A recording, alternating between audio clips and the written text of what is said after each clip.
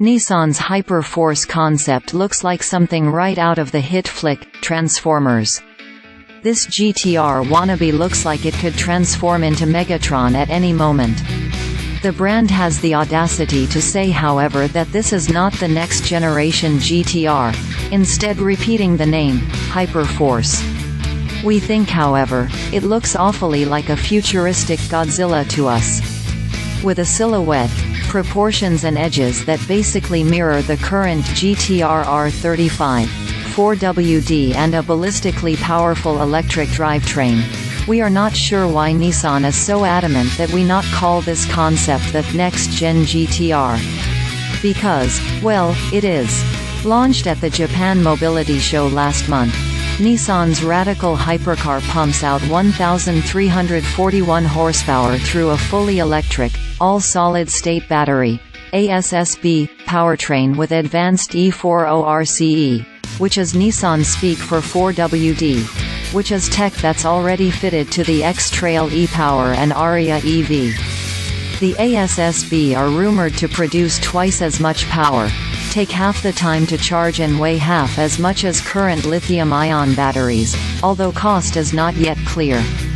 In the same way as Japanese performance coupes and sedans of the late 80s and early 90s used to display their engine specs on side panels, like twin-cam, dohc, 4WD and 2.0L turbo, the Hyper-Force wears its specs proudly on the side just in front of the rear wheels.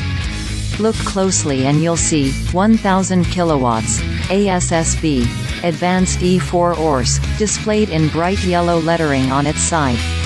So what about that sharp, edgy, wedge-shaped exterior? It's as pretty as a Scud missile and as aesthetically coherent as an Igor Stravinsky composition.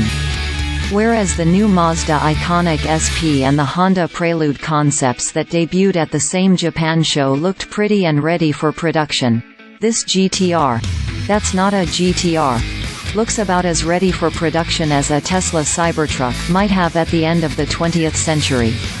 Nissan would have to tone down this prototype-style design significantly before it ever went on sale. Co-developed with NISMO, Nissan's in-house racing and customizing arm, the Hyper-Force's carbon fiber body is sculptured like a fighter jet with the sole purpose of going as fast as possible.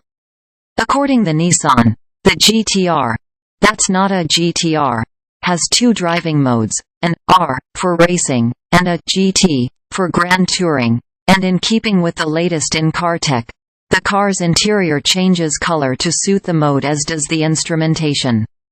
As happened with the GT-R R34 of 1999, Gran Turismo game designers co-developed the dashboard graphics, and as you'd expect, also created a suitably impressive game-like virtual video of the Hyper-Force at full speed on a racetrack. Inside, the coupe features 4 displays positioned around the steering wheel that show tire temperature, tire air pressure, brake rotor temperature and drivetrain, front-rear, distribution. Drivers will also be able to adjust their suspension and stabilizers in real time using a switch in the cockpit.